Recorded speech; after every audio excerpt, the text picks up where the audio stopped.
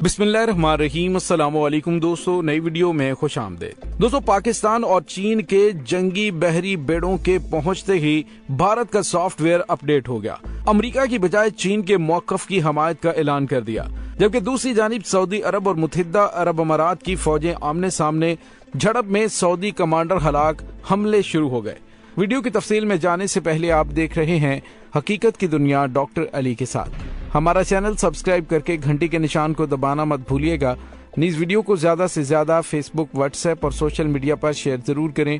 Share और like करने के साथ साथ कमेंट बॉक्स में पाक फौज जिंदाबाद, पाकिस्तान पाइंदाबाद और पाकिस्तान के गुमनाम हीरोज को सलाम का नारा कमेंट जरूर कीजिएगा। दोस्तों, अमेरिका खित्ते के अंदर अपना असर और रसूख बढ़ाने के लिए पहले तो रूस के गिर्द घेरा तंग करना चाह रहा था, लेकिन रूस ने आगे बढ़कर न सिर्फ उसे गिरबान से पकड़ लिया, बल्कि अमेरिका की जानिब से जो इर्द गिर्द के ममालिक को नाटो में शामिल करवाने के हवाले से कोशिशें की जा रही थी, उनको भी फुल स्टॉप लग गया है। और दोस्तों, अब अमेरिका एक तरफ तो रूस के साथ दो हाथ करता हुआ नजर आ रहा है, इसीलिए उसने अपने 12 F-22 किस्म के लड़ाका तैयारों को अलास्का एयरबेस से उड़ान भरकर पोलैंड पहुंचा दिया है, जहां पे कहा जा रहा है कि तैयारों के पोलैंड पहुंचने के बाद यूरोप और अफ्रीका के लिए अमेरिकी एयर कमान के सरबराह जेम्स हैकर ने दावा किया कि इन जंगी तैयारों की पोलैंड में तैनाती नाटो में अपने इत्तेहादियों की हमायत के हवाले से एक अहम कदम शुमार होगा। यानी आप ये समझिए कि जिस तरह से रूस ने चंद दिन पहले अमेरिका को धमकी दी थी, अगर अमेरिका ने रूसी असासे जब्त करने की कोशिश की तो हम वाशिंगटन के साथ ताल्लुकात को मुनक़ता कर लेंगे, और उसके बाद यूक्रेन के मामले में अगर उसने आने की कोशिश की तो उसको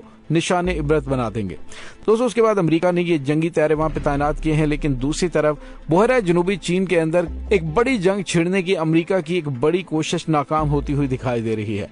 दोस्तों, आपको याद है कि नैन्सी पेलोसी के दौरा ताइवान के बाद हालात काफी ज्यादा कशीदा हो गए थे और चीन ने बड़ी ही एग्रेसिव किस्म की जंगी मशकें की थी और उन जंगी मशकों को बार बार करने का ऐलान किया था, और उसका एक जंगी बहरी बेड़ा भारत के बिल्कुल हमसाये में उसकी एटमी तंसीबात के नजदीक आकर लंगर अंदाज हो गया था श्रीलंका की एयरबेस पर।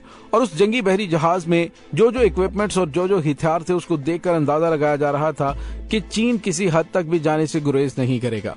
और दोस्तों, उसके बाद आपने देखा कि हमने आपको बताया कि पाकिस्तान का PNS तैमूर, चीन की जानिब से पाकिस्तान को दिया गया जहाज है, वो भी उसी चीनी बंदरगाह पर लंगर अंदाज हो गया।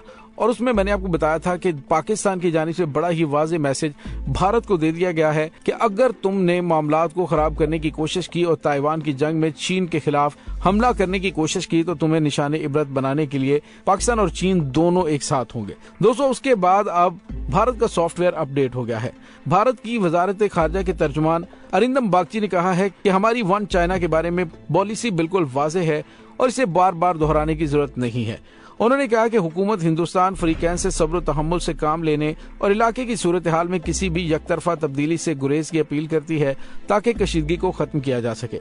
इससे पहले दिल्ली में कायम चीन के सफारत खाने ने कहा था कि हमें उम्मीद है कि मुत्तहिदा चीन के उसूल की हमायत करने वाले अव्वलीन ममालिक की हैसियत से हिंदुस्तान के मौकफ में कोई तब्दीली नहीं आएगी। दोस्तों, याद रहे कि अमेरिका और भारत की जानिब से चीनी सरहद के करीब जंगी मशकें करने का ऐलान चंद दिन पहले किया गया था, जो कि अक्टूबर में होंगी, लेकिन चीन की जानिब से उससे पहले ही पैगाम दे दिया गया और भारत को अंदाजा हो गया और उसके मंसूबा साजों को भी अंदाजा हो गया कि अगर उन्होंने इस जंग में चीन के खिलाफ कदम उठाने की कोशिश की तो न सिर्फ लद्दाख का इलाका बल्कि कश्मीर भी उनके हाथ से निकल जाएगा, क्योंकि दो महाजों पर चीन और पाकिस्तान के साथ जंग लड़ना भारत बिल्कुल भी अफोर्ड नहीं कर सकेगा।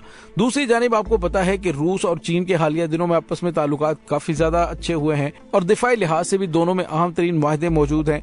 यूक्रेन के मामले में भी चीन ने अमेरिका के मौकफ को रिजेक्ट किया और रूस के मौकफ की हमायत की। यानी आप अंदाजा लगा लीजिए कि अगर ये जंग अपनाए ताइवान में शुरू होती है और भारत अमेरिका का साथ देता है तो दूसरी सूरत में पाकिस्तान, चीन और रूस ये साथ मिल जाएंगे और उसके बाद भारत के टुकड़े टुकड़े होने का आगाज हो सकता है, क्योंकि पहले ही वहां पे अलहदगी पसंद तहरीकें बड़ी तादाद में शुरू हो चुकी हैं, जो कि 57 के करीब हैं, लेकिन उनमें से 15 तहरीकें ऐसी हैं जो बहुत ही जोरों शोर और जिनकी कार्रवाइयां रोजाना की बुनियाद पर हो रही हैं, जिससे भारतीय हुकूमत शदीद खौफजदा है या फिर उनकी जानिब से कोई स्टंट खेला जा रहा है। बहरहाल, भारत की वजारत खारजा के तर्जुमान ने कहा है कि ताइवान चीन का जजीरा है और चीन इसे अपना अटूट अंग करार देता है। इस इलाके की खुद मुख्तारी के बारे में कई बार खबरदार भी कर चुका है। अमेरिका और मगरबी ममालिक चीन पर दबाव डालने के लिए जजीरा ताइवान को अलहदगी पर उकसा रहे हैं।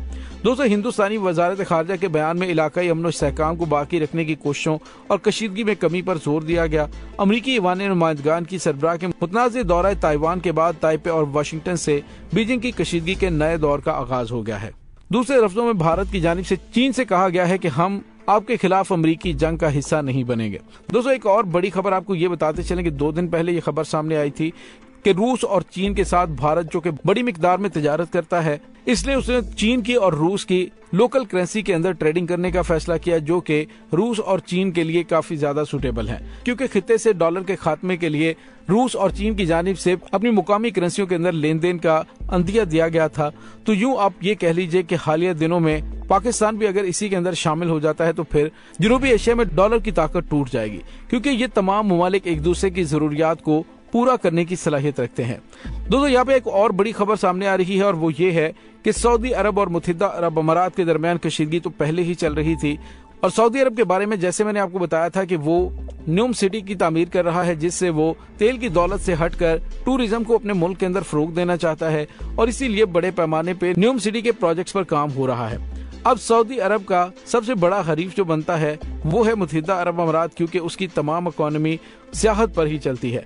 अगर वहाँ पे एक और बड़ा सियाहती मरकज बन जाता है तो लोग मुत्तहिदा अरब अमारात की बजाय सऊदी अरब की जानिब राग़िब हो जाएंगे, और इसीलिए मोहम्मद बिन सलमान ने मल्टीनेशनल कंपनियों को अपने हेड ऑफिसेस को रियाद मुंतकिल करने का भी कहा था। उनमें से मुतअद्दिद वो हैं जिनके हेड ऑफिसेस मुत्तहिदा अरब अमारात में हैं।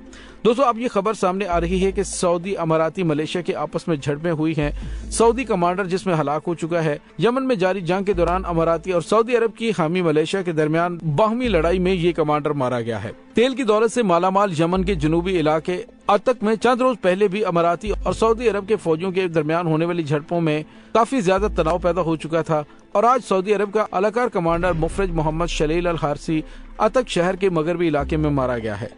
दोस्तों, यहाँ पे आपको ये बताते चलें कि मुफरज मोहम्मद शलील अतक शहर का दिफा करने वाले 5वें ब्रिगेड का कमांडर था। यमन के खबरसां इदारों के मुताबिक आज सुबह सऊदी नवाज ये कमांडर मुत्तहिदा अरब अमारात से वाबस्ता मलेशिया अल अमाल का ब्रिगेड की फायरिंग में उस वक्त मारा गया जब वो अपने मुहाफिजों के हमरा अपनी गाड़ी में जा रहा था। उस हमले में अल हारसी के 2 मुहाफिज भी मारे गए, जबकि मुतअद्दिद के जख्मी होने की भी इत्तलात है। दोस्तों, याद रखें कि सन 2020 में भी सऊदी अरब के हमायत याफ्ता यमनी मफरूर सदर के एहलकारों और मुत्तहिदा अरब अमारात की हमायत याफ्ता अबूरी कौंसिल के अस्करियत पसंदों के दरमियान झड़पें हुई थी। दोनों फरीकों ने हाल ही में लड़ाई खत्म करने के लिए एक नए मुआहदे पर इत्तफाक किया था। सऊदी अरब की जानिब से यमन के अंदर जो 2015 से अपने फौजी इत्तेहाद के जरिए दहशतगर्दी शुरू की गई है, उसमें बड़ी हद तक इंसारुल्लाह की जानिब से सऊदी अरब को इलाकों से निकाल दिया गया है। अब जहाँ जहाँ पे ये लोग मौजूद हैं वहाँ पर इनकी आपस में ही जंग शुरू हो चुकी है। दोस्तों, आने वाले दिनों में सऊदी अरब और मुत्तहिदा अरब अमारात में मजीद कशीदगी पैदा हो सकती है। उसकी वजह यह है कि हालिया दिनों में अमरीका ने सऊदी अरब को बड़े पैमाने पर हथियार बेचने का भी ऐलान किया है, जिससे साफ पता चल रहा है कि अमरीका अब इन दोनों ममालिक के दरमियान कशीदगी बढ़ाकर हथियारों के नए नए वर्जन यहाँ पे आजमाएगा। पहले तो ईरानी हमायत याफ्ता इंसारुल्लाह की जानिब से सऊदी अरब को इतना टफ टाइम दिया गया है कि वो बावजूद तमाम तर हथियारों के इस्तेमाल के यमन की सरजमीन पर कब्जा करने में नाकाम हो चुका है। दोस्तों, इस तमाम सूरत हाल के बारे में आपका क्या कहना है, कमेंट सेक्शन में अपने ख्यालात का इजहार जरूर कीजिएगा। इसके साथ ही डॉक्टर अली को इजाजत दीजिए। इंशाल्लाह बहुत जल्द मिलते हैं एक नई वीडियो में। तब तक के लिए अपना बहुत सारा ख्याल रखिएगा। पाक फौज जिंदाबाद, पाकिस्तान पाइंदाबाद, पाकिस्तान के गुमनाम हीरोज को सलाम, अल्लाह वारिस।